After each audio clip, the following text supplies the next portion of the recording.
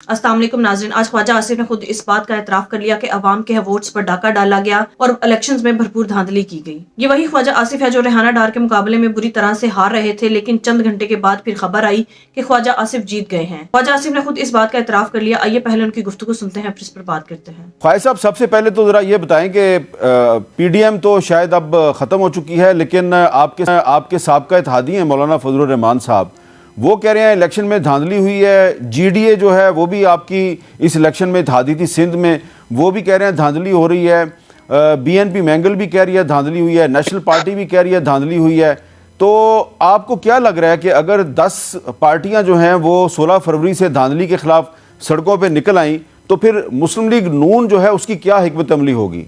मीर साहब, we'll wait and सी कि क्या सूरत हाल किस तरह अनफोल्ड होती है, लेकिन हमारी तारीख बताती है कि तमाम इंतखाबात जो है 75 साल में स्वाय 1-2 निकाल के सारे जो है मुतनाज़ा इंतखाबात रहे हैं।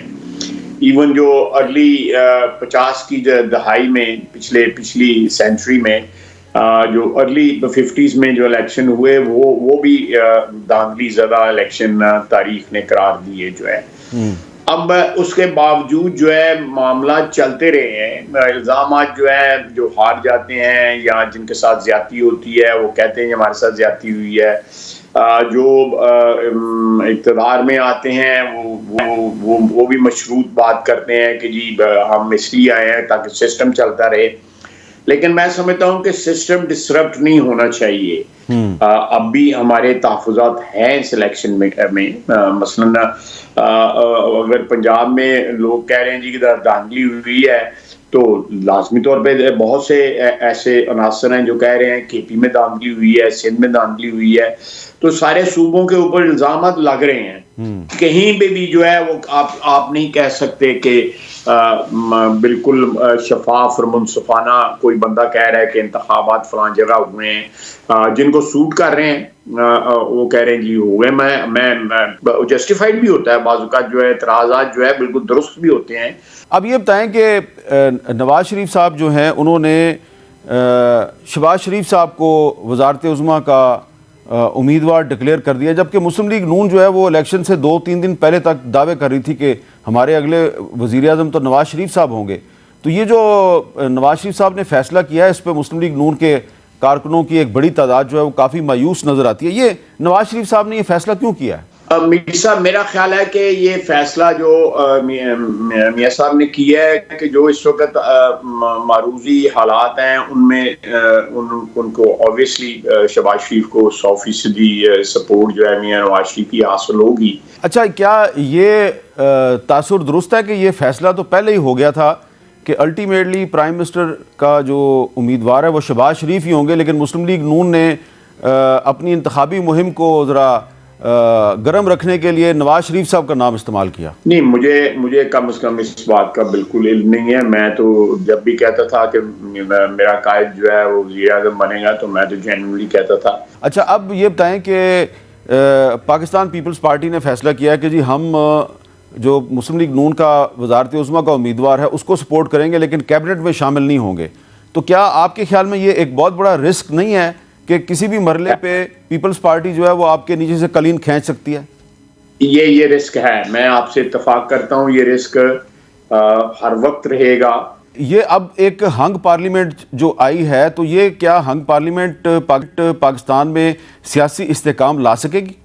मईशत के ऊपर जो है उस पर तो किसी को इख्तलाफ नहीं होना चाहिए। मियां शहबाज शरीफ ने बसीयत लीडर ऑफ अपोजिशन भी ये तजवीज़ पेश की थी और अब वो फिर कर रहे हैं। लगता यह है कि जो नई हुकूमत आएगी उसके लिए सबसे बड़ा चैलेंज जो है वो पाकिस्तान की इकॉनमी होगी, और इस हुकूमत को आते ही बिजली, गैस, पेट्रोल और बहुत कुछ महंगा करना पड़ेगा। मौलाना फजलुर रहमान साहब ने आज आपको एक दावत दिया, जरा उनके अल्फाज में सुन लें। पार्लियामेंट अपनी अहमियत खो बैठा है। लगता है अब फैसले ऐवान में नहीं मैदान में होंगे। मुल्क में अपने अजीम तर मकासद के लिए तहरीक चलाएंगे। कारकुन तहरीक में उतरने के लिए तैयार रहे। मैं मुस्लिम लीग नवाज शरीफ को दावत देता हूँ कि वो आए और हम मिलकर अपोजिशन में बैठे। तो ख्वाजा साहब, मौलाना फजलुर रहमान साहब के अल्फाज पे ज़रा गौर करें। अब फैसले ईवान में नहीं मैदान में होंगे, اور مسلم لیگ نون جو ہے وہ ہمارے ساتھ اپوزیشن میں بیٹھے، تو ان کی اس پیشکش پہ آپ کا کیا تبصرہ ہے؟ دیکھیں نا، یہ الفاظ میں میرے لیے بڑے محترم ہیں مولانا فضل الرحمان صاحب، بھائی ہیں میرے، لیکن الفاظ میں تھوڑا سا انہوں نے گنجائش رکھی ہوئی ہے کہ اپوزیشن میں بیٹھیں. بیٹھنا باہر تو نہیں ہوتا، تو اسمبلی میں بیٹھنا ہوتا ہے، پارلیمنٹ میں بیٹھنا ہوتا ہے. ٹھیک ہے. اور ساتھ انہوں نے کہا ہے کہ وہ آئیں اور ہمارے ساتھ، یعنی دونوں دعوتیں ہیں ان کی، اس جو 2 فکریں ہیں یا 3 فکریں ہیں اس میں، کہ کوئی احتجاجاً کوئی تحریک چلائی جائے تو اس میں بھی جو ہے وہ شامل ہوں، اور نہیں تو گورنمنٹ جو ہے نہ بنائی جائے اور اپوزیشن میں بیٹھنا چاہیے اسمبلی کے اندر.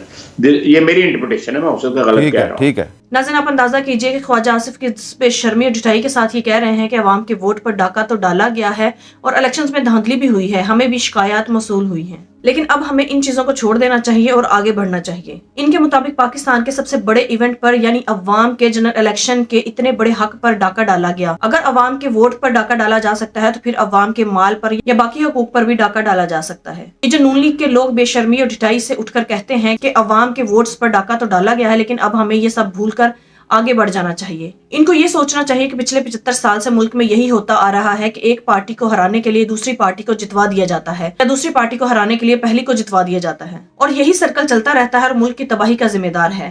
اس میں لوگوں کی سہولت کاری بھی کی جاتی ہے. اور اگر آج ایک لیڈر اٹھ کر یہ کہتا ہے کہ میں نے اس سرکل کو توڑنا ہے، اس سرکل سے باہر نکلنا ہے اور آگے بڑھنا ہے، اور ملک میں فری اینڈ فیئر الیکشنز کروا کر حقیقی جمہوریت ملک میں لانی ہے اور اس نام نہاد جمہوریت سے جان چھڑوانی ہے. اگر ملک میں الیکشنز کروانے کے بعد عوام کو بیوقوف بنانے کے بعد اپنی مرضی کے ہی لوگوں کو اقتدار پر مسلط کرنا ہے تو پھر ایسے الیکشنز کروانے کا کیا فائدہ؟ ناظرین، عمران خان نے تو بہت جلد یہ بات سیکھ لی کہ عوام کے ووٹس پر ڈاکہ ڈال کر یہ ملک آگے نہیں بڑھ سکتا، لیکن وہ پارٹیز جو 30-35 سالوں سے اس ملک پر مسلط ہیں، انہوں نے آج تک یہ سبق نہیں سیکھا. آج بھی یہ لوگ کہتے ہیں کہ عوام کے ووٹس پر ڈاکہ تو ڈالا گیا ہے، لیکن اب ہمیں سب بھول کر آگے بڑھ جانا چاہیے. ناظرین، بیسیکلی یہ ہے کہ خواجہ آصف جو پنجاب کے سب سے بڑے ڈاکو ثابت ہوئے ہیں، جو الیکشن میں ریحانہ ڈار سے کمپٹیشن میں 50 سے 60 ہزار کی لیڈ سے ہار رہے تھے، لیکن جیسے ہی انتخابات روک دیے جاتے ہیں اور چند گھنٹے کے بعد جو اعلان کیا جاتا ہے اس میں ریحانہ ڈار خواجہ آصف سے ہار جاتی ہیں. وہ لوگ جنہوں نے خود ہی ڈاکہ ڈالا ہو، خود ہی بینیفیشری ہیں، وہ اپنے دفاع میں ایسی باتیں تو کریں گے. عوام ایسے الیکشنز کو بھی مسترد کر چکی ہے اور عوام ایسی جمہوریت کو بھی مسترد کرتی ہے. عوام کی اور پی ٹی آئی کی شروع سے ایک ہی ڈیمانڈ رہی ہے کہ ملک میں فری اینڈ فیئر الیکشنز کروائے جائیں اور پھر عوام جسے منتخب کرے